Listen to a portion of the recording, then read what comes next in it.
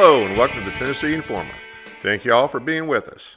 Before I talk about our show this evening and our wonderful guest, Mindy Esposito, I want to take a minute to thank all of our subscribers out there for your support. We finally hit the 1,000 subscriber mark, and that's a significant milestone for us. So thank you again, and please continue to watch and share, and we will continue to provide the best programming we can, along with the best guests, as well as topics that are important to you. Many of us now realize that our government, including our government-run schools and universities, lie to us on a regular basis, and that all those lies began well before the onset of COVID, the Vietnam War, or the JFK assassination. But exactly how far back do the lies go, and how significant are those lies?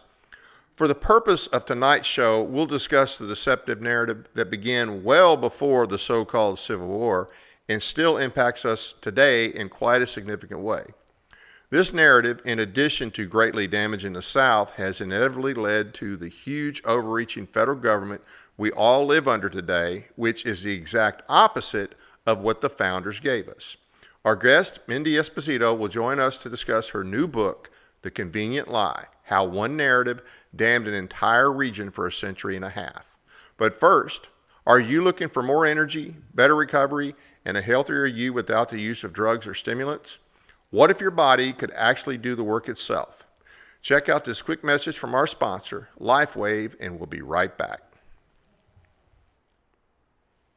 Light, the energy of life itself. Since the beginning of time, light has sustained us, fueled our growth, and shaped the world. Even Einstein recognized that everything we are is made of light. But what if we could harness the light within us, not just to live, but to renew, restore, and rejuvenate? Introducing LifeWave X39, the first product in the world that activates stem cells using our body's own light. Backed by clinical research, multiple patents, and over 10 years of stem cell research, a revolutionary wearable light technology that unlocks the power of activating our own stem cells with a single, safe, affordable, non-transdermal patch that puts you back in control of how you look, feel, and perform. Unlike drugs or chemicals, X39 works naturally, awakening your body's ability to heal and thrive. It's time to unlock your full potential, restore your vitality, and embrace a healthier, more vibrant you. Welcome back. Now let's say hello to our special guest, independent historian and author of the book, The Convenient Lie, Mindy Esposito. Mindy, thank you for being with us tonight. How are you doing? I'm great. Thanks for having me. Well, it's good to have you back. I read your book and I thought it was exceptional. I mean, I think it is really a good primer. If people haven't read it, I would encourage them to. They need to pick it up, get their own copy, read it for themselves. There's a lot in here that sets the record straight, so to speak. It accurately and correctly explains so much of our history and also accounts for the distorted viewpoints we have today as a culture in a lot of cases. So what prompted you to write this book? Well, it's my accidental book. Accidental book? It wasn't supposed to be a book. Actually, it was, I wrote an essay series for social media, Facebook, X, and Substack for our SIA members, because I had a lot of them coming to me saying, look, we keep getting this thrown back in our face when we try to explain what the South was about. And they needed it in order, because it's hard. You can't really understand what led to secession unless you go and look at what led up to it. Right. It didn't happen in a vacuum. It almost happened in 1832. And if it had happened in 1832, it wouldn't have had anything to do with slavery, because nobody was talking about slavery in 1832. Right. With the tariffs of abomination. But then from there, it went on to up until 1850. There was a balance of power that was pretty much maintained. For every every free state that was brought into the Union and slave state was brought in. So it maintained a balance of power. But after 1850, that all changed. Right. And what happened was the South lost really all say in their own affairs. They couldn't vote their way out of it anymore. Right. So can I interject something real quick? Sure. Number one, I just want to make sure everybody understands, your organization, Southern Independence Association, and that's what the SIA is for. But you mentioned secession. Everybody thinks when they hear about secession, they think just about the South. And I'm going to say this, and I'm sure you probably know it, although your book doesn't focus on that. The first talk of secession was in 1794. Some of the New England states actually talked about seceding, and some of them talked about seceding after the War of 1812. That was part of what the Hartford Convention in 1814. And those were New England states. Okay. Well, actually, the book starts out that way because it starts out with 1828, but really it starts back at 1814 because that's when the New England states had threatened to secede at that time. And I actually listed them all there. The Hartford Convention, and they were serious as a heart attack. They were about to secede. Yeah, and nobody was talking about invading them if they did. No. So to answer your question, it started out as an essay series for our members to give them ammunition of how you answer the critics who always want to say it was only about slavery and nothing else, and you were traitors and you lost, get over it. So I did. I did the series on social media, and I got over 400 people asked me to put it in book form. So I did. So accidental book. There you go. and people, we were at the Nathan Bedford Forrest Boyhood Home a couple weeks ago for the homecoming. And a lot of people bring me their books that they have so I can sign them. And I would say 9 out of 10 of them had highlights. People highlighted sections because this is the stuff we get hit with all the time by our critics. So that was really good to see. People actually use it. It's not just a book just to read once and put on a shelf. People use it. And I'm really happy about that. Yeah, it's definitely a primer. I think people could, and the thing is, it's not a huge book, it's not going to take you 3 or 4 days to read it. It's a quick read. It's a good read, but it's got a lot of good information. And like you say, in context, in sequence, which in context has to include the proper sequence. And that's one of the things that this book does a really good job of, in my opinion. I think that was important. And that was the whole point was you need to know there's a cause and effect to everything the South did. And if you don't understand what happened before, you're not going to understand why they did what they did. Right. So that's the whole reason we wrote it. Okay. Now, but this, like you say, it was an accidental book, and so I understand that you started writing these things not as a book before that. So how long did it take you overall for everything that's in the book? How many years of or months or whatever of work is it that was put into this book? It was probably, I probably wrote the essay series over a couple of months, but it was based on 21, 22 years of research that I've done, looking at primary sources and documents. And I don't read summaries of documents. I don't read what the historians say. Right. I actually pull up the actual document and read them word for word. Yeah. Because that's the only way you get the truth. Because you would be surprised at the number of people in America today who think the word democracy is in our Constitution, and it's not. Nope. Not once. Not one time. We're not a democracy. We're a republic. Absolutely. And it's based on democratic principles, I suppose, but that's not what we're about. And people think things say what they don't say. Yeah. And I've actually had people where I'll give them the document. I'll put the document in front of them, and they'll tell me that they didn't mean what the words say they mean. We were just talking about the 1929 law, where Congress made Confederate veterans American veterans for the purposes of headstones and graves. Right. And they're protected. A Confederate veteran's grave is supposed to be protected just like a Union soldier's grave is. Right. And I was talking to somebody on X about that, and they said, no, they didn't mean that. They did it for expediency. It's like, you mean to tell me the United States Congress could not find another word to use? So but they didn't really mean that. I mean, it's just bizarre. And I actually pulled the document and let them read it, and they said, well, they didn't mean it. That sounds like a discussion with Bill Clinton. What is. Yeah, it's bizarre. So I'm very careful to actually look at the original document, not an interpretation of the document. I think that's important. It's going to be more important as we rely more on AI.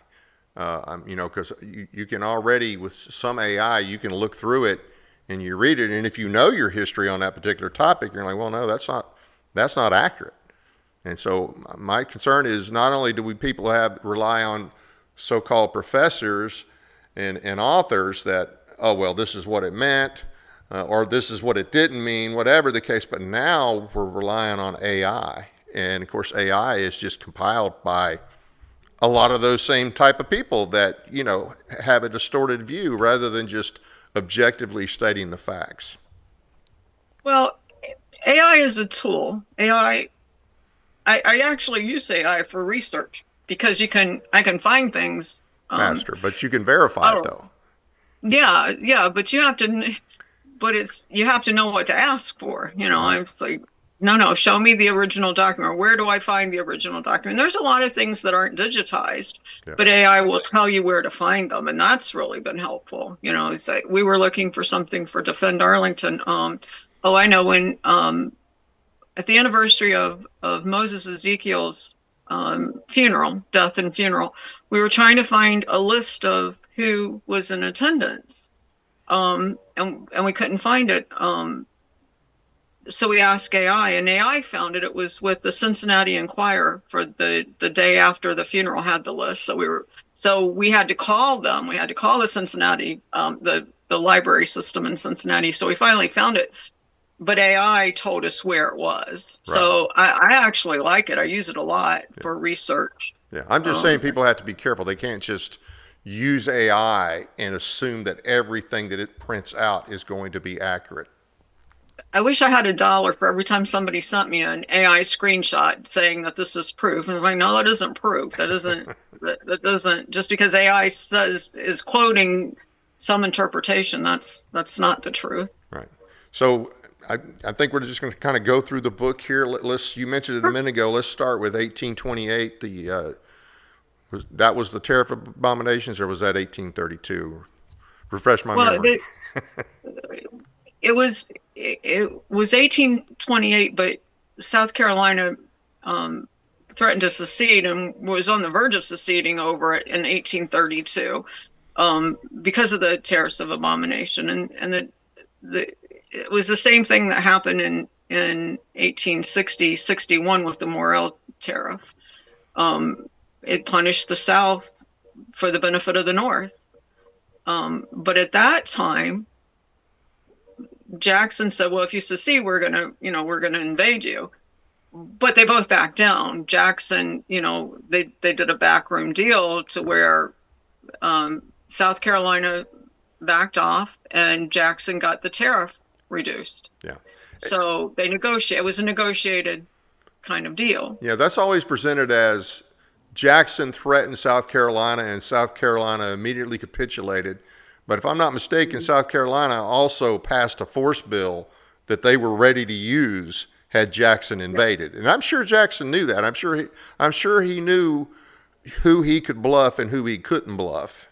And if he thought he could have bluffed him, then he probably wouldn't have done a deal to reduce the tariff over the next few years.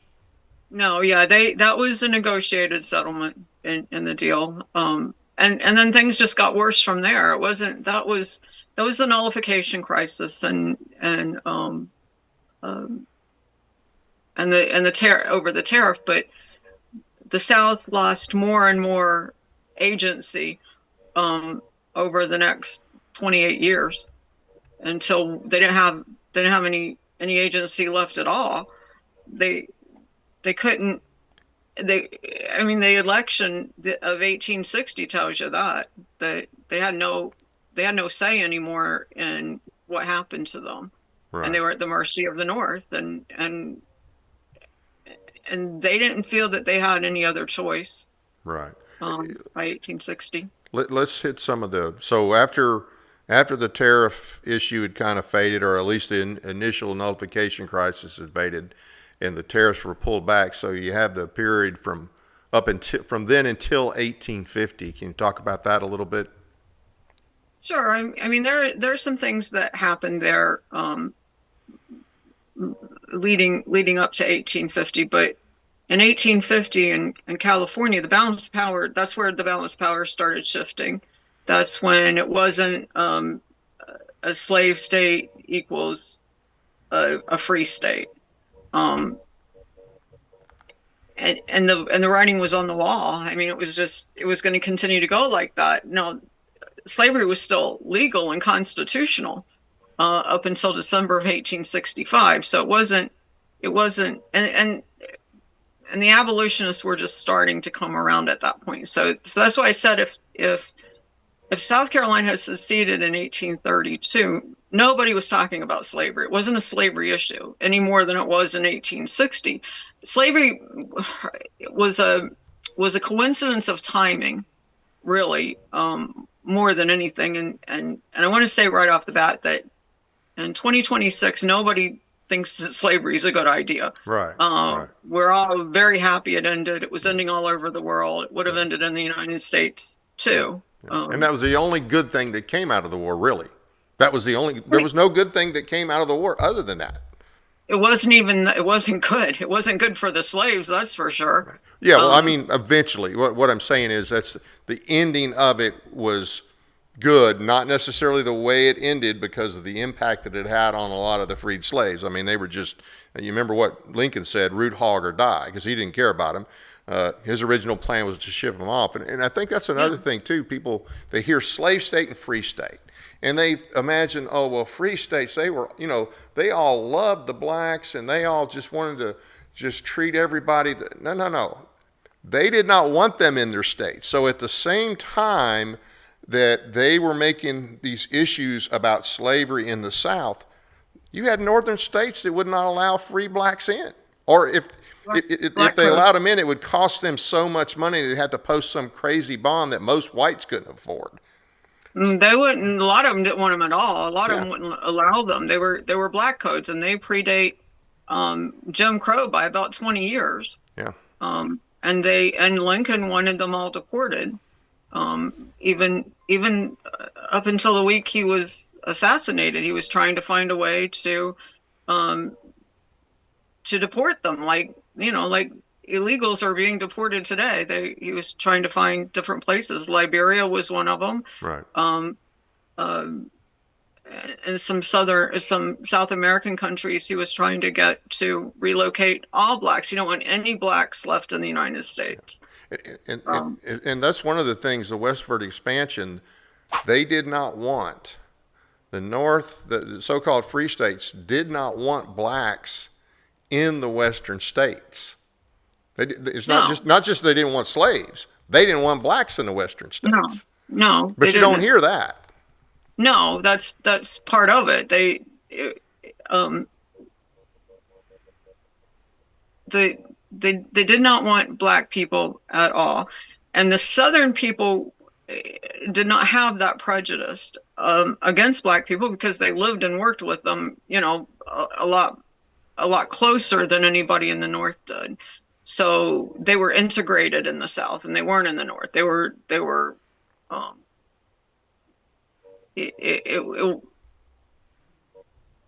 It wasn't an issue for Southern people because the people in the South didn't see them as abnormal. I mean, there was a class system. Don't get me wrong. They weren't considered the same class, but that extended to poor whites as well. Yeah. Well,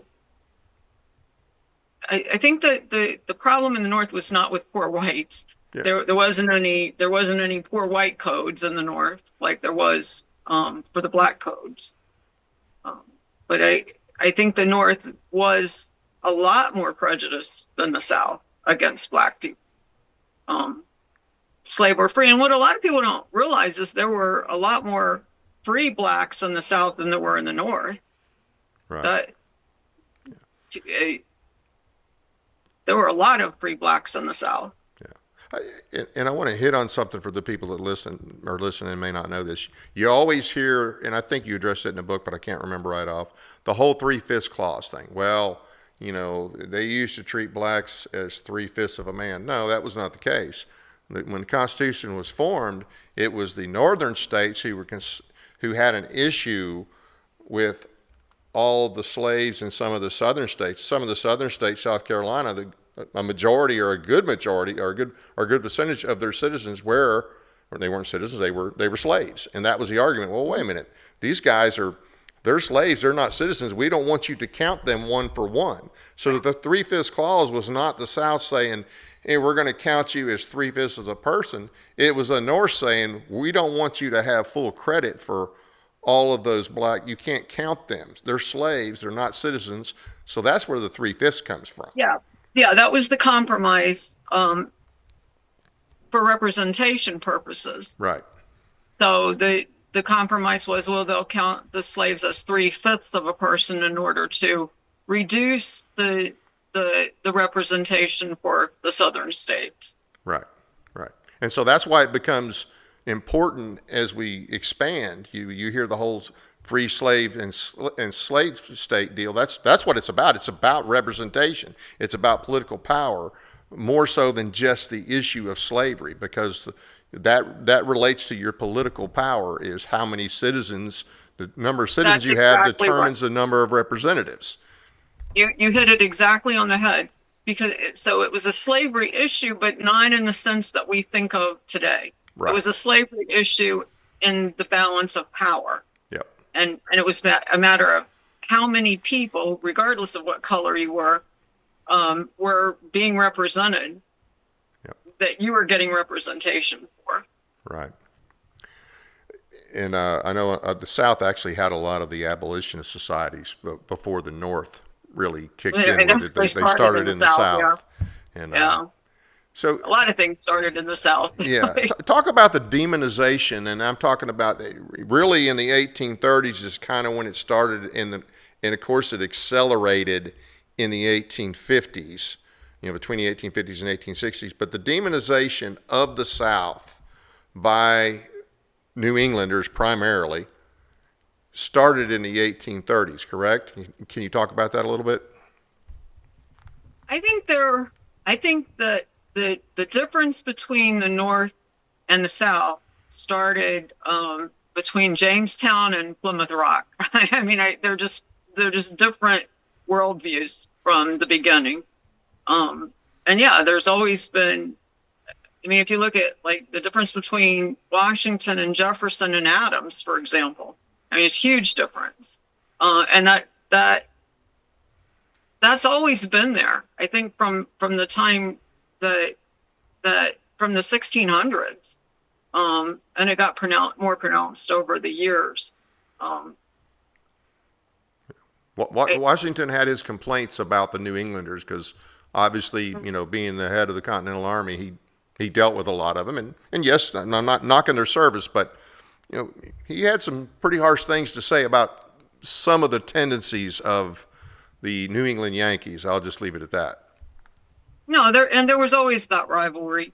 But for a large percentage of our early years in the United States, well, like out of the first five presidents, there were all but one was a Southerner. Right.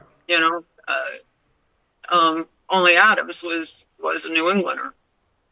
The South had a lot of say in the very beginning of the country, but that changed. Right. And it changed rapidly. So that by the time 1850 gets here, the decisions that are made, that the South has no say anymore. and a lot of the things that were being done was for the benefit of the North at the expense of the South. So the other thing that I think is really important, even though I'm jumping ahead a little bit, is people think that, or people say all the time, you took up arms against the United States, you're a traitor, you wanted to leave. That's not what happened. They seceded. Right. They didn't want a war.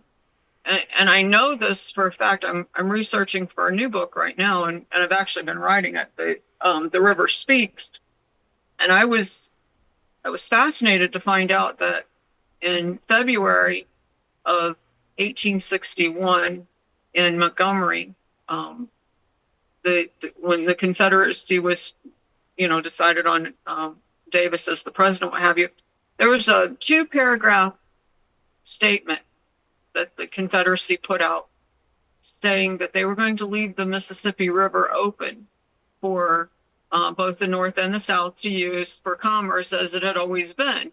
Well, if you're planning on a war, you're not going to do that. They weren't planning on war. They were planning on peace. They were trying to set up an independent nation and to live in peace with their neighbors. Yeah. Those are two different events. Secession is one thing. Right. The war rests entirely with Lincoln, 100% with Lincoln. Yep. He called up 75,000 troops when Congress was in recess. Right. He did that on his own.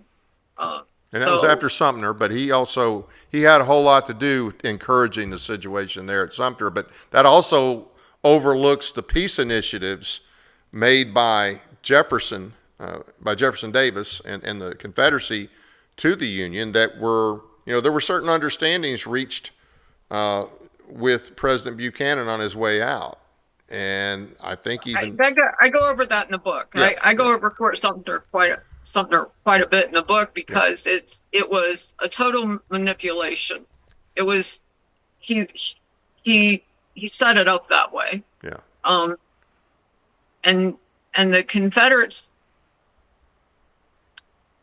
no matter what they did, he was going to use it against them. So if it hadn't happened at Sumter, he would have made it happen somewhere else. He was determined to have a war. Number one, he thought that the Upper South was going to stay in the Union. Even though he was going to call up troops, he expected the Upper South was going to stay, and he miscalculated on that seriously after Sumter. You really think he thought that? I don't think he thought that. I don't think he thought that because why else would he have, put his boot on the neck of Maryland like he did? Because he knew they were. Right. They were.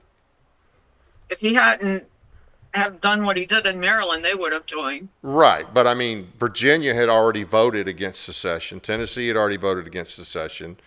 North Carolina, Arkansas. So not to knock the Deep South by any means. But if you think Virginia, Tennessee, North Carolina, and to a lesser degree Arkansas are on your side, you're not going to be all that worried. If you think they're on your side and you're still determined to start a war and you think that they're going to stay with you, you don't quite have as much to worry about. But yeah, I think he obviously miscalculated with those states as well as Maryland. And then, of course, if Maryland would have seceded, they would have been surrounded. But either way, like I say, he was determined to have a war, and he got it. Before we get too far into that, I do want to go back to the 1850s because a lot of people, I don't think, really understand what happened during the 50s that made the 60s almost inevitable in terms of what. Well, it was never inevitable. It was always Lincoln's choice. But in terms of secession, what happened in the 50s, I think, made secession inevitable in the 60s. No, it absolutely did. When you went, like I said, with California in particular, and the Missouri Compromise and the Wilmise provision, and all the things that led up to it, it's like one thing after another happened, to where they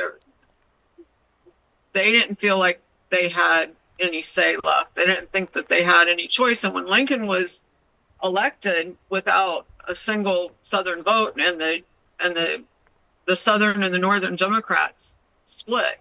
Right. Um, it was inevitable. Yeah.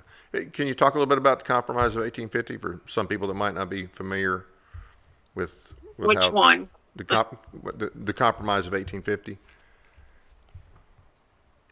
I'm not sure which one you're talking about. Okay, I'm only tracking one, but maybe I'm missing something here. Are you talking about the Missouri Compromise? Okay, I thought that was earlier, but go ahead. Let's fill in with the Missouri, and then we'll go to the Compromise of 1850.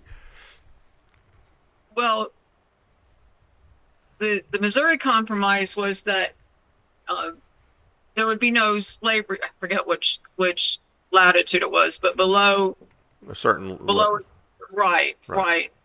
And but that went out the window with the other compromises that came along the way. And then you had the Dred Scott decision a little bit later than that, which really, and I know Taney, of course, he's the one that everybody loves to hate, but even in the original Constitution, you could always take your property, which unfortunately people were property at the time, you could always take it into another state. I mean, they had no laws. There was no federal law that you couldn't take your slaves into another state. I mean, that had always been that way. So I don't, and I've not looked real close at the Dred Scott decision, but I know that things really just went even further downhill after that. And it wasn't just one thing. It was a series of things and a series of decisions over particularly that last decade from 1850 to 1860 that just, I mean, it was inevitable. They weren't, it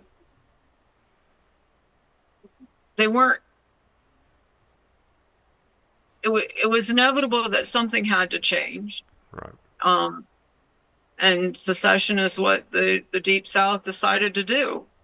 I actually think that had the Lincoln administration negotiated with the South, they could have come up with a compromise. They could have come up with a solution, and those states would have gone back in. I'm really sure of that.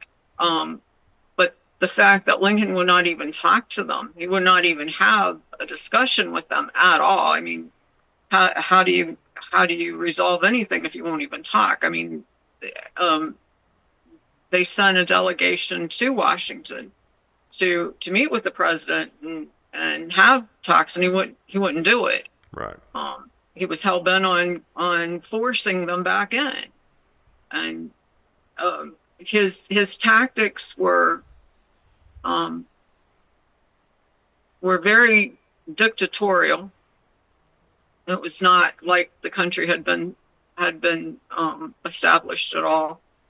Didn't at the same time when they went to go talk to him, and they weren't able to talk to him, but I think it was, I don't know if it was Seward or who they talked to from the administration, basically led them to believe that, hey, don't worry about Sumter, a deal will be worked out, we're not going to resupply it, that everything will be okay. And so that's kind of what they were thinking there for a while. That was separate. That was with the governor of South Carolina, and the they had like side discussions about that. That wasn't the delegation that the Confederacy had sent to Washington. Okay. And yeah, they were told that that Sumter would be evacuated, and that Anderson would leave, and they got word that Lincoln had sent, I think, 3 ships that were on their way. Right. And they gave them the ultimatum to leave, and they didn't leave. So they bombed Fort Sumter until they surrendered. Yeah. Nobody lost their life. Right. Except in the ceremony, the surrender ceremony, I think some powder went off or whatever, and a couple people were killed during that portion of the surrender ceremony, not in the actual battle. Right. They weren't. Those people were not killed by Confederate Right. shots. And It was an accident what happened to those people. yeah, and Anderson, his forces were not originally in Sumter. They were, was it Moultrie or Monroe? Moultrie, I think. It was Moultrie. Yeah, and so And they snuck over to Sumter. And next one morning they wake up and they see, hey, the guys have left and they're now at Sumter. So they weren't even supposed to be there initially. That was not where they were garrisoned, and they weren't supposed to move according to agreements that were made. But Anderson decided, I can't defend from here, so we're going to go to Sumter. well, and the first shot was not Sumter. The first shot was actually in Florida. But even after that, the Star of the West, when Lincoln sent the Star of the West to Charleston, as again supposedly a resupply ship for Fort Sumter, and they got to the mouth of Charleston Harbor, and the Citadel, the cadets from the Citadel fired on it and turned around and left. So it was, and between that time, between January and April, the governor of South Carolina and Seward and some of the other people in the Lincoln administration had assured them that they would be evacuated, that they would be leaving. So they were double dealing the whole time. Right. And then Lincoln set up the ships to supposedly resupply Sumter. And once the Confederacy got wind that they had already left, that's when they gave Anderson the ultimatum: you either leave or we're gonna bomb you. And that's what they did. And I cover all that in the book because it's not as simple as, well, and the whole point is they had seceded, so it was their country. Right. They had a foreign entity in their country. They did the same thing that their fathers and or grandfathers did 80 years prior in the American Revolution. Yeah. And a lot of them, Lee's father was in the American Revolution. I'm sure some of the others had fathers or at least grandfathers in it. They were doing the same thing that the founders had done. Yeah, absolutely. And so, and let's not forget, of course, at the time of the founding, every colony had, or most colonies, well, at the time of the founding, every colony had some slaves. At the founding. Yeah. Well, the slavery issue had been, human slavery had been around for like 4,000 years. Yep. It did not begin and end in the American South. Right. It was part of the founding of this country. The founders kicked the can down the road. It was something that they had discussed, but they didn't come up with a solution. Right. And it just, it was still up in the air. But it started ending in the early 1800s around the world. It was one by one, each country was banning it. But even some countries like England banned slavery in, I forget what year it was, early 1800s. Right. But they still promoted the slavery in Cuba and the Caribbean. Right. Really, really harsh slavery. Yeah. And it's just like, New England didn't have slaves, but they sure as heck benefited from them. Oh yeah, they had a lot of people that made their fortune bringing slaves over here. That and with the textile mills, they benefited from the labor of slavery. The northern banks financed them, insured them. Then they used the cotton in their mills. The whole country benefited from it. It wasn't just the South. Right. And when New England outlawed their slaves, they sold them south. Yeah. They didn't liberate them and encourage them to stay up there. And a lot of the southern plantation owners were Northerners. There were a lot of absentee plantation owners as well. So there were a lot of people in the North who owned slaves. They just happened to be in the South where their property was. Right. And it's kind of interesting, though, because some of the biggest slaveholders didn't want secession. And that's another fallacy that people think that the plantation owners were the one that wanted secession to protect their slave property. And that's just not true. Well, the original 13th Amendment would have protected slavery. That's one of the first, matter of fact, during his inaugural speech, or right after he was inaugurated, there was the Corwin Amendment, if I remember correctly. That would have taken the issue off the table. It would have made slavery permanent in the United States forever. Yeah, and Lincoln was good with that. Yeah, he didn't care about it. The whole thing for Lincoln is it was the money. Yeah. It was the port revenue, because at the time the United States got all of its revenue from tariffs and excise taxes, and as soon as the Confederacy wrote their Constitution, where they prohibited protective tariffs, they essentially made the South free trade. Yep. And if the South was free trade, it would have bankrupted the United States, absolutely bankrupt them. Yep. And Lincoln couldn't have that. In fact, he even said it. Admiral Sims said, put in his book, that they asked Lincoln why he didn't just let the South go, and he said, then where would I get my revenue from?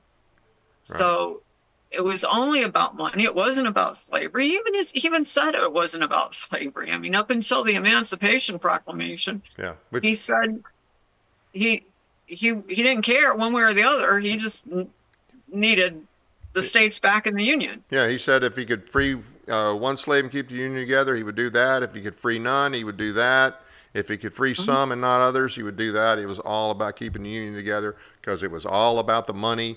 And even a lot of the Northern interests initially were like, hey, let the South go. They have the right to leave and we'll be fine. But then they realized they weren't fine. So from December of 1860, when you get to March of 1860, they had already lost a lot of revenue, and they're like, wait a minute, we got to do something here. And so then he not only already wanted to keep them in the Union so that he could keep the tariffs, but now a lot of the business interests were like, look, we can't survive. We have to do something. Because it wasn't just the tariffs on the southern ports. It was the tariffs that were coming into the northern ports too, because like New York was a huge. Yep. I think it had the most revenue came in through New York. But the problem was the people who paid the tariffs were the South, because the goods that were coming in were the goods that the South needed. Right. So by having the southern ports not charge those tariffs, those ships weren't going to the north anymore. Right. So I mean, it was bankrupting the United States, and that's why Lincoln couldn't have it. Yeah, it had nothing to do with slavery. Yeah, once you get into the war, I mean, that's one of the first things that they did. The Anaconda Plan was to choke off all the southern ports. And you mentioned the Emancipation Proclamation. You covered in here. It didn't free anybody in any state that it could have freed them in. So the states that the Union controlled at the time, no slaves were freed there. It only declared the ones free in places where they couldn't enforce it. And so, yeah, it was a war measure. It wasn't done to free anybody. Right. And they weren't free. And if it had been an actual statement about what the United States wanted to do, they would never have allowed West Virginia to join the Union as the last slave state. Yeah. My illegally formed home state. Yeah, mine too. I was born there too. So yeah, I mean, and that was 6 months after the Emancipation Proclamation. Yep. That wouldn't have happened if he was serious about freeing the slaves. But it wasn't about that. They were used as pawns, basically. and that was done to keep France and England out of the war, Yeah. and from diplomatic recognition. A lot of people say that that nobody recognized the Confederacy, and that isn't true. They were recognized. They were recognized as belligerents, and under 19th century international law, that's recognition of nationhood. Yeah. They just didn't get full recognition. Well, they didn't get diplomatic recognition. They wouldn't talk. I mean, they got a lot of help. Don't get me wrong. England helped the South a lot, not officially, but like most of our ships were made in Liverpool, and had a lot of support from England. As a matter of fact, the Southern Independence Association. There was a Southern Independence Association in Manchester in the mid 1861, 2 and 3, I think it was. And it was a society that was trying to help the South. And that was the name of the organization, the Southern Independence Association. And that's who we are today. Yeah. So the end of the war, and of course after the war is over, and we get into Reconstruction. But initially when the war ended, Lincoln had set out more lenient reintegration, I guess, policies than what the radical Republicans wanted. And Johnson was pretty much in line with what Lincoln wanted. So the minimal requirement to get the southern states back in, and that happened. And by December of 1865, slavery was ended everywhere, to include the northern states that still had it, like New Jersey. New Jersey still had a few slaves at that time. And so that's when slavery actually ended, was December of 1865, not during the Emancipation Proclamation. That's right. And so, but that same group that was set up, the legislators of the South that were set up it was okay for them to end slavery, but they didn't agree to the 14th Amendment, which the 14th Amendment was really much more about punishing the South politically than it was having anything to do with the freemen. It did end up helping them some, but that was not the goal of it. The goal of it was to basically make sure that the Republican Party would rule in the South. That was seemed to be the ultimate goal of it. Yeah, and they couldn't rejoin unless they passed it. Yeah, they couldn't rejoin, and the people at the time said that they had never left the Union. They were just in rebellion. Well, how do you rejoin something you've never left? Right. How do you have to be readmitted to something you supposedly never left? And how can you ratify something if you're not a state? Exactly. Yeah. So exactly. the whole thing is hokey as far as the way they did it. But that was the radical Republicans who took control, and they were running the show, and they were going to make sure that the South was subjugated and that the Republican Party was going to reign supreme. And that was their goal behind pretty much everything they did. People confuse the Republicans of the late 1850s and 1860s with the Republican Party today, and they're not the same. They're not the same at all. No, they forget about the 48ers that were in the Union Army. Had a lot of 48ers, which were Marxist communists from Europe who came over here. And the Republican Party of the 1850s and 1860s was a left of center party. They were the progressives of the time. And the Democrats at the time were the more conservative, the more traditional, the more in keeping with the limited federal government created by the founders, with a strong states' right orientation. And that's I mean, that's the way it was supposed to be. No, it's very much so. Yeah. It's very much so until I want to say it really started switching about in about the 1960s, because there were a lot of Southern Democrats up until the 60s, and it slowly switched. But the radical Republicans of 1860 are a lot more in line with people like Mondami today, or your radical Democrats of today. That's who you were dealing with in the Republican Party in the 1860s. But it wasn't even the same kind of system.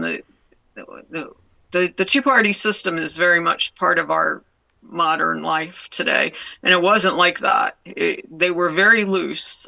They were loose affiliations. That's how you ended up with 4 different parties in the election of 1860. Right. And they weren't in our elections. The elections at the time weren't like they were done today. It's a whole different system. But people who say today they're Republican, they were the party of Lincoln, they don't know what they're talking about. Yeah. And being the party like the party of Lincoln. Being the party of Lincoln is nothing to be proud of. I mean, they like to say, well, he ended slavery. Well, that was a byproduct of the war. Okay. So slavery would have ended anyway. It would have ended anyway. It could have ended without 600,000 plus deaths as well. Yeah.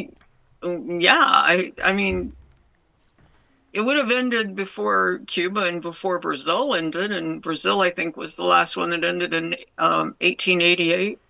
It was inevitable. It was one of those things that was sweeping the globe, and it was coming, and the South knew it was coming. But there was the forced emancipation did a lot of damage to Black people, and it was horrible for them. It was horrible for everybody. Yeah. And it was never about that. It was always about the money. Yeah. And in the book, you talk about the Union League, which most people don't know anything about the Union League. I mean, they hear about Reconstruction and they hear about the Klan, but they don't hear about the Union League. Talk about the Union League a little bit. They were a Night Rider group. They were they were terrorists, and they were Unionists, and they were going through the South punishing people. That's right. To include any Black who was going to vote anything other than Republican. Yeah, and you never hear about them. No, you don't. Oh, there were other Night Rider groups too. Rick Reveal, Revel, however you pronounce his name. He did on his History Highway, he did a Night Riders episode. That was really very enlightening, because I didn't realize there were more than the Union League and the Klan. Oh, okay. I'll have to check that out. Yeah, I do. It's really good. It's really good, and it gives the whole background on it. But yeah, they predate the Klan, and a lot of people, and I cover the Klan, and I cover Forrest in the book too. A lot of people, I don't know, I'm sure you've read the book or watched the movie Gone with the Wind. Oh yeah. And where the part in there where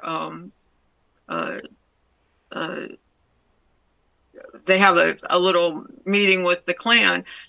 The whole purpose of that was because they had no agency at all. Right. It was the only way they had to, I don't want to say fight back, but to try and control the situation even a little bit. Right. And there were Black people in the Klan. That's what people don't understand. It was not a racist thing at the time. It was strictly a Reconstruction measure. Yeah, I think, like I say, it's a shame that people don't understand that all they hear is, oh, well, the Klan was just a bunch of Confederates that wanted to keep the Black people down and blah, blah, blah, blah. But they don't tell you about the Union League. They don't tell you about the carpetbaggers. And they forget that everything was destroyed. Okay, you had the destruction from the war, but now your governments are taking over. You have no say, and they put people in charge of you from other, in some cases, locals who were, I think we called them scalawags, but a lot of carpetbaggers who, they came down there to make money. They came down there to basically get whatever they could. And they didn't care about doing anything right.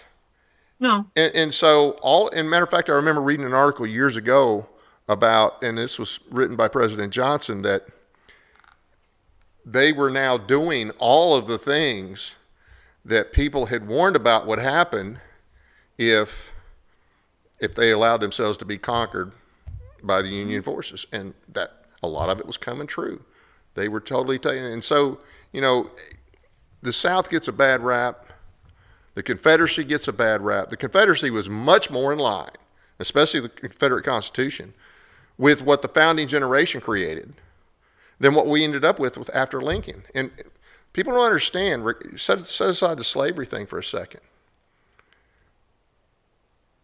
They destroyed the Union the founders gave us. They destroyed the republic that the founders gave us. It kind of irritates me that we celebrate President's Day, because we've combined Washington's birthday with Lincoln's birthday. And, I think Washington was a great man and the father of our country, sacrificed a lot to create this republic. But Lincoln was a destroyer of this republic. And I think it's a disgrace that we have him, number one, we honor him at all. Number two, that we honor him on the same day as we do Washington. So all the things that we're dealing with today would not be possible had Lincoln not destroyed our republic. That's not saying that everything that's happened since then is per se Lincoln's fault, but I will say that it would not have been possible without Lincoln's destruction of our republic. Yeah, we fundamentally transformed the United States of America. Yeah. From these United States to the United States. Yeah. And that phrase you just said was from the other president from Illinois, right?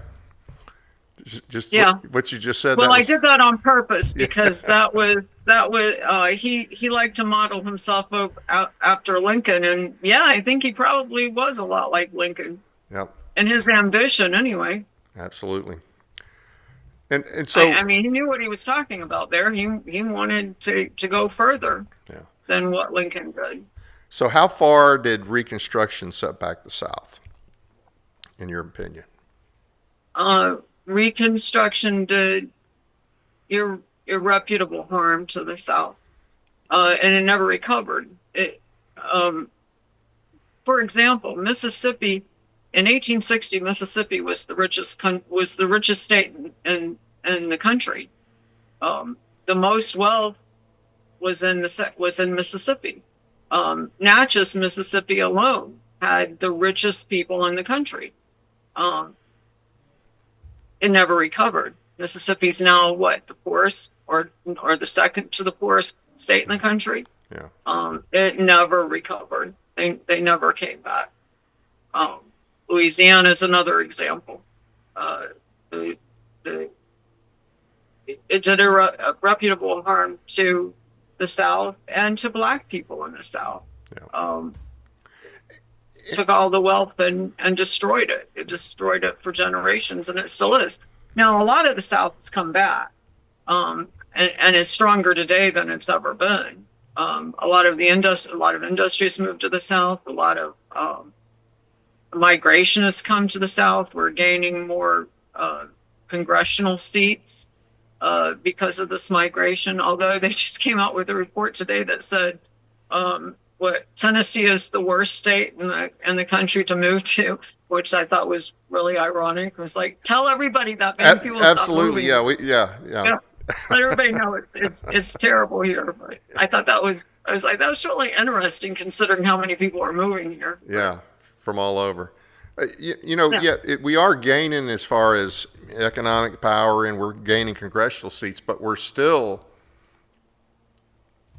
we have this huge federal government that just overreaches And also the terrible thing about the Civil War is now people accept this lie that somehow Lincoln fulfilled the Declaration of Independence, the line about all men are created equal, that he fulfilled that's what the founders always wanted, that's what they always intended.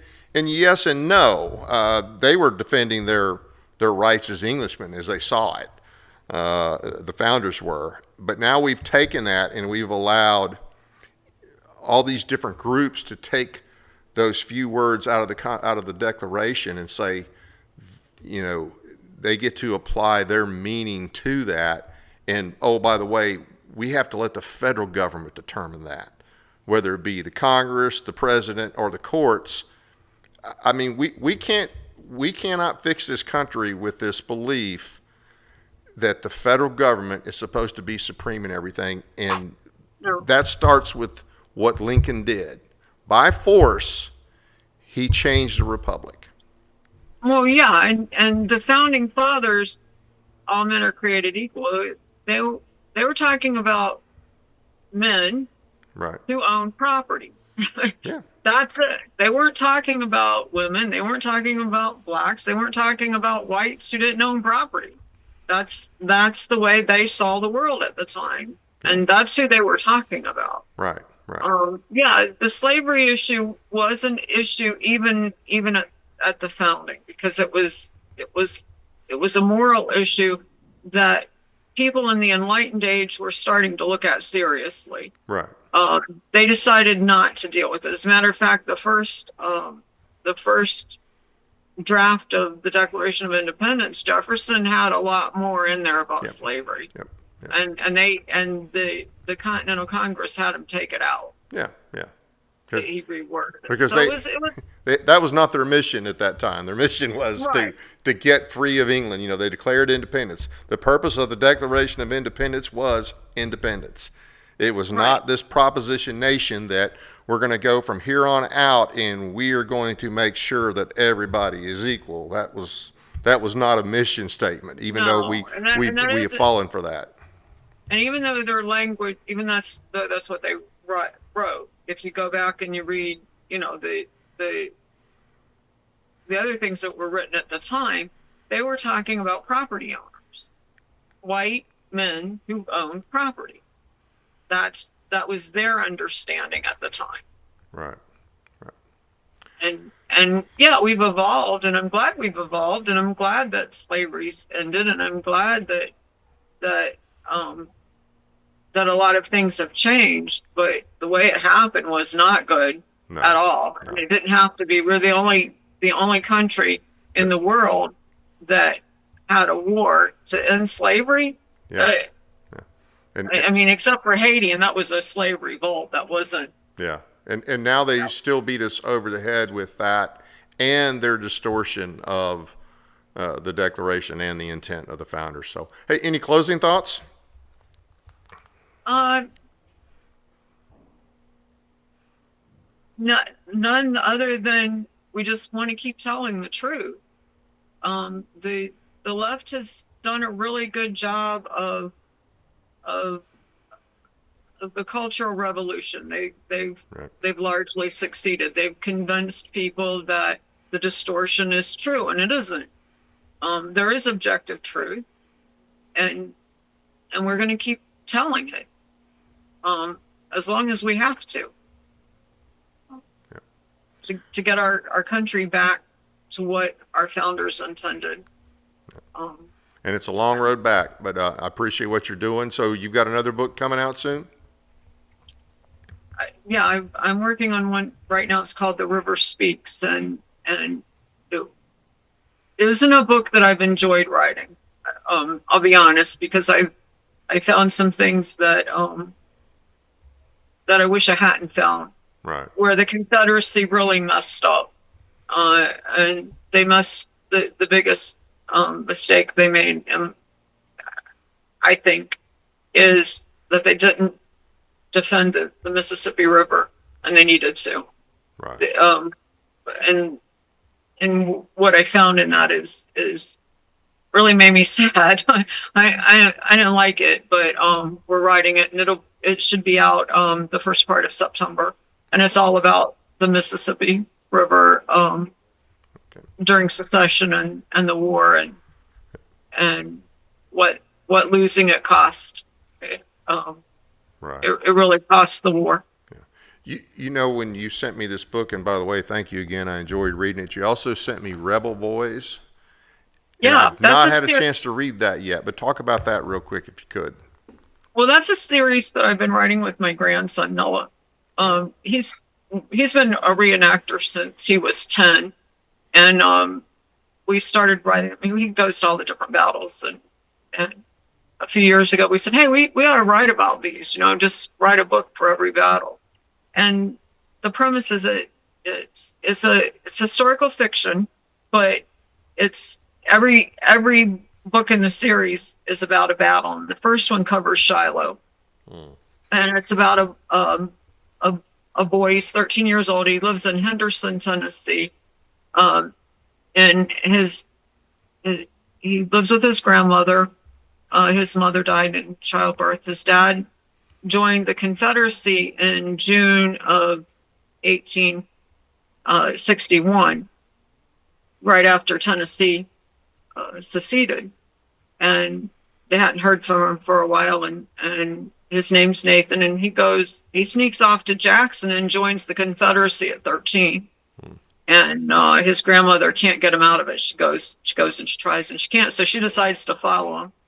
So the book is, she's a camp follower, and he goes into all these battles and she follows him, and they talk about it. Wow. We cover, it's for tweens, it's for ages about 10 to 15, 16. And we cover all the hard issues, including slavery. Nathan's best friend is Jimmy, who's a slave at the neighbor's plantation, who's 5 years older than him. And the next book is the first book is The War Comes to Tennessee, which covers Shiloh. The second book is, which will be out the end of the month, is called The War Hits Home, and it's about Yankees going to the Wilson's plantation where Jimmy Wilson lives, and everything that Jimmy has to deal with when that happens. Right. So it's gotten really good reviews. Kids like it a lot, and it teaches what happened, and there's no interpretation. It's not political at all. Right. It's we try to be as truthful as possible, and then at the end of each book, we talk about an actual boy who was at that particular battle. Like Hawkins is a 13-year-old boy who was killed at Shiloh. He was 13 or 14. He was a helper. Right. He wasn't a soldier, but when one of the men fell, he picked up the weapon and he was killed on the first day. And we think he's buried in the trenches. We don't know a lot about him, but so we try to honor a boy who was in the battle of each one of the battles that we're covering in the book. Sounds very interesting and definitely needed. As a teaching tool. Yeah. It's for it's a teaching tool we use for the Southern Independence Association to try to get the truth out there. And yeah, it's fiction, but it's historical based. They're actual battles, actual dates, actual events. You mentioned the Southern Independence Association. Is that the mission of the Southern? What exactly is the mission of the Southern Independence? I mean, it's not secession per se, right? No, we don't advocate for secession in 2026. However, we do recognize the absolute right of states to secede if and when the voluntary union no longer serves them. But it's not something that we advocate today. We think our people are better served right now to work within the system that we have. Things have changed a lot. There's a lot of reasons for that, but we have really three pillars to what we do. The first is individual and states' constitutional rights. Yep. Nullify unconstitutional federal laws. Absolutely. The second is our Confederate history and heritage, protecting it. That includes our cemeteries, our monuments, our graves, all of that, and our history. And the third, and probably the most important, is to educate our kids and tell them the truth about Confederate history. And we talked at the beginning of this about the distortion and our government and our schools for decades now, and really from the Civil War on, they haven't taught history, they've taught narrative. And the narrative had to be the South was evil, the North was good, it was all about slavery, and the Union did this.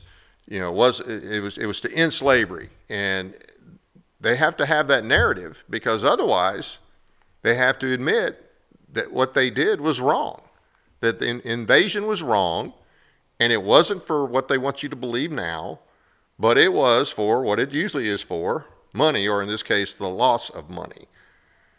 And they don't want to tell that story. And if that answers one of the questions that people might wonder, well, why wasn't Jefferson Davis ever tried? Well, they knew right away if they tried Jefferson Davis that it would be obvious that, hey, you know what? The South had every right to secede based on the understanding of most people, North and South at that time, and they would come out looking like the bad guys. And there was more than one application of that they didn't want to do a trial for Davis or for certain others. You think about it. One person was hung.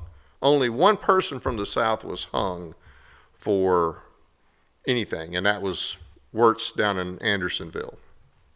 Yeah, and that wasn't for treason. No, it wasn't. It was for something else, and we could probably do a whole other show on that. But yeah, we sure could, because that's another one that gets a bad rap. That Andersonville was the was an abomination, and the South was terrible. But they don't talk about, what about Camp Douglas and Camp Chase and Elmira, and those were just as horrible, if not more so. But you never hear about that. That's right. That's right. And the narrative, the modern narrative, though, is worse now than it's ever been. Yeah, because the Marxists are using it, and the thing is, they're not just using it against just the South; they're using it against America in general, from our founding on. Well, they came after the Confederates first for a couple of reasons. A, we were easy picking, number one, but number two is we're also the people that'll fight back. So. Got to get rid of us first, because we have a historical record of fighting back when we have to. But they're not just after us; they're after our country. Yeah. But so the modern narrative that our kids are taught in school and that we hear ad nauseum is just that. It's modern. It wasn't that way when I was growing up, and people forget what happened after Reconstruction. There was a reconciliation in this country. Right.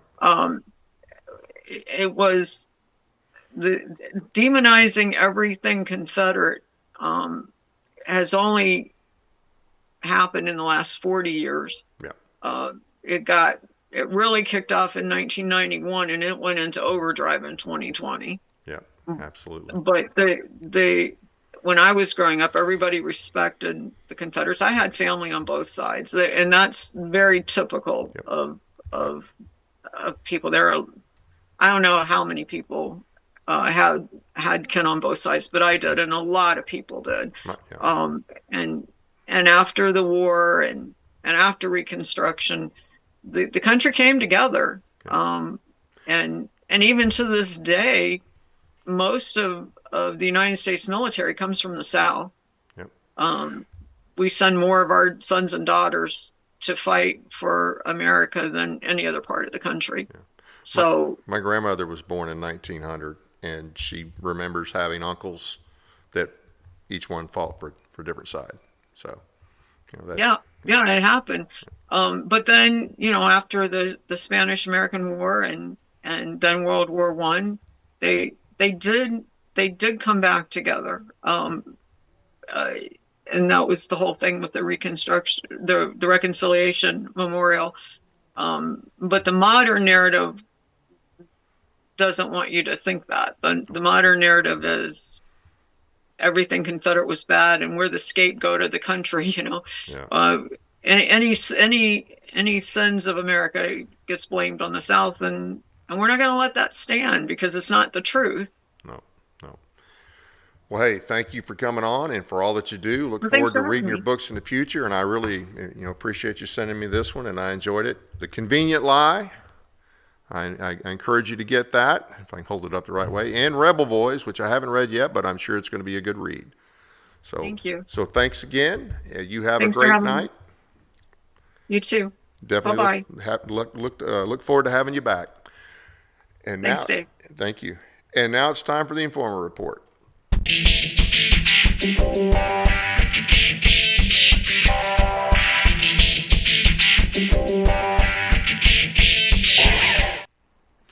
I'm sure you've heard by now that Senator Lindsey Graham died, and condolences to his family. As I understand, the governor has appointed his sister to fulfill his term until January. I'm not sure well, they're actually going to have a special election in South Carolina in the Republican special election for his seat, to actually run for his seat to take over in January when his term ends. Now, one thing that I want to mention, I saw yesterday where Trump was talking about, hoping to or intending to have some sort of say in this. And he did endorse his sister, and it's not uncommon per se for a family to, and Lindsey didn't have a wife, so it's not, out of the realm that his sister was, and I'm sure she's a fine woman and all that. But what really I just couldn't understand why Trump thought he should have any say in this. He made mention words to the effect that, he wants to be involved with this, and that's not his place. The people of South Carolina are competent to, elect another senator. Now, I don't necessarily agree with their choices because I was not a huge Lindsey fan, but for Trump to think that he should have any role in this, that is crazy. That is crazy. He should, he needs to get out of the endorsement business altogether. I'm glad he is not endorsing the governor's race yet in Tennessee. Says he's not going to. Let's hope he keeps his word on that. But he has made other endorsements in Tennessee in certain races. So, just get out of the endorsement business. There's nothing, your job description is not endorsement of candidates from the states. That's not your job.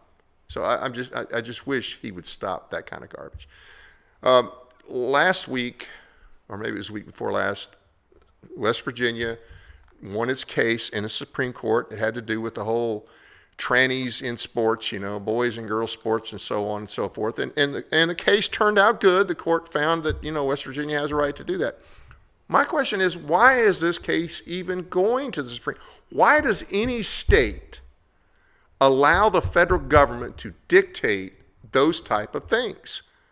The state of West Virginia passed a law that says, hey, if you're a boy, you're going to play in boys sports, and if you're a girl, you're going to play in, and we're not going to mix those, okay?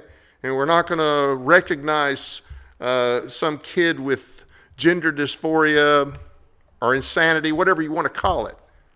The states have a right to do that. That's not a federal issue.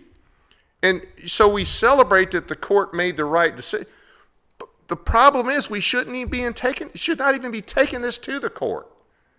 That's the problem, is we have accepted this insane idea that on anything and everything, the federal courts get to decide, that the Supreme Court is the final arbiter. That is a crock. Our founders would be flat out disgusted and ashamed of our country. The things that we have allowed the Supreme Court to decide. I mean, come on, states. Act like states. Act like sovereign entities. I hate to see states go and grovel to the court. I'm glad it turned out good.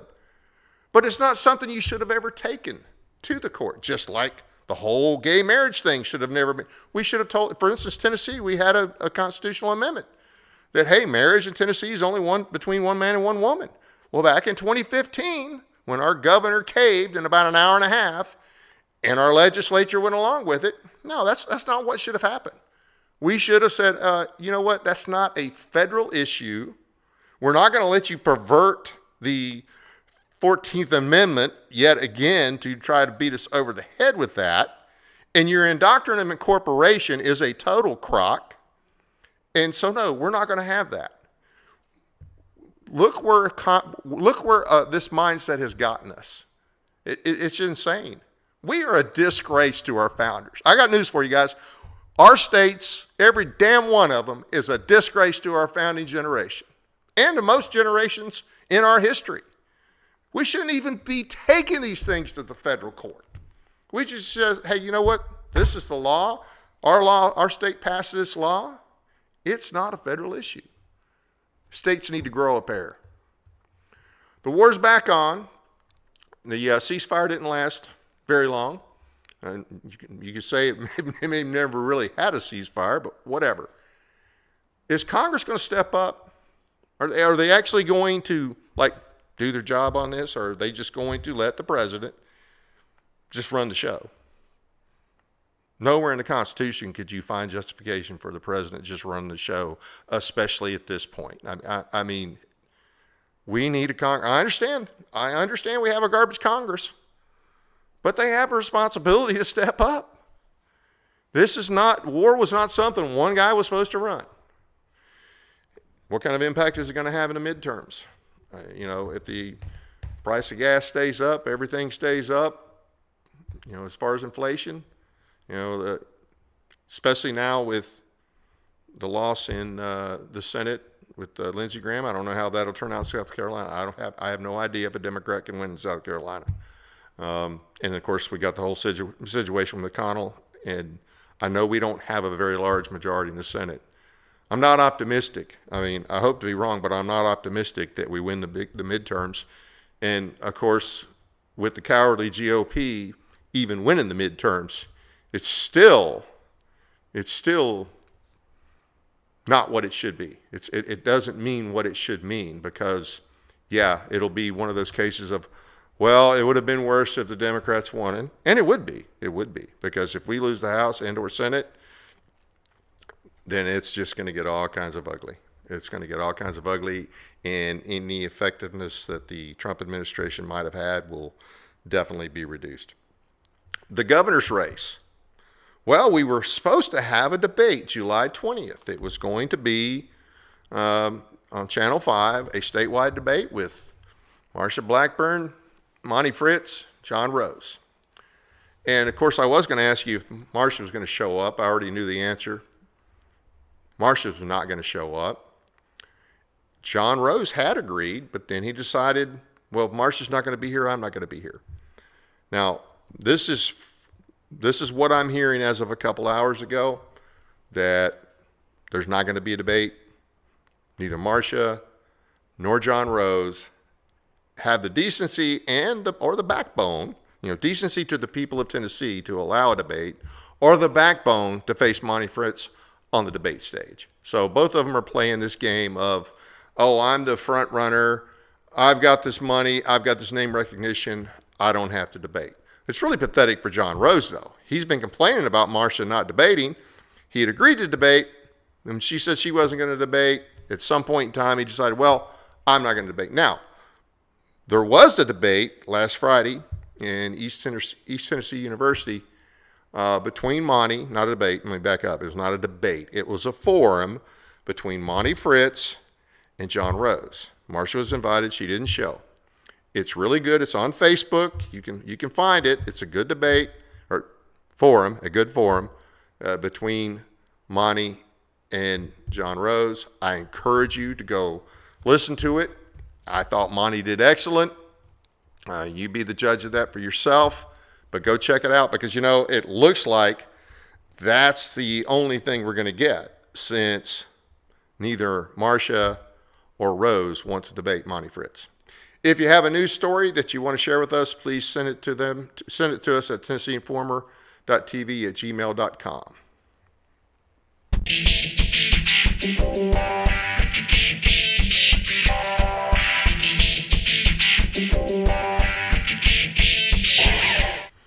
I want to thank the audience for taking the time to watch our program tonight.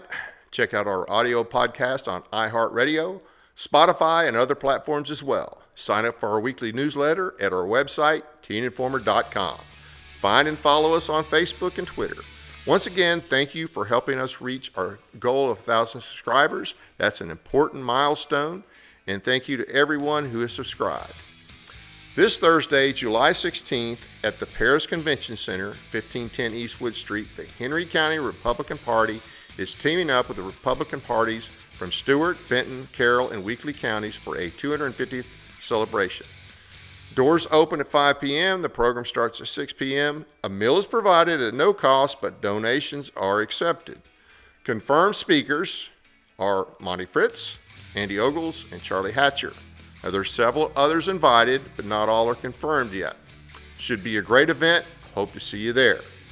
Monty Fritz will also be speaking Friday, July 17th at the Bowen Combative Arts Academy located at 1010 Progress Lane in Clarksville, Tennessee. Worship and prayer service will be conducted by the host at 5:30 p.m. and Monty will speak at 6. If you haven't heard Monty, come out and hear Monty.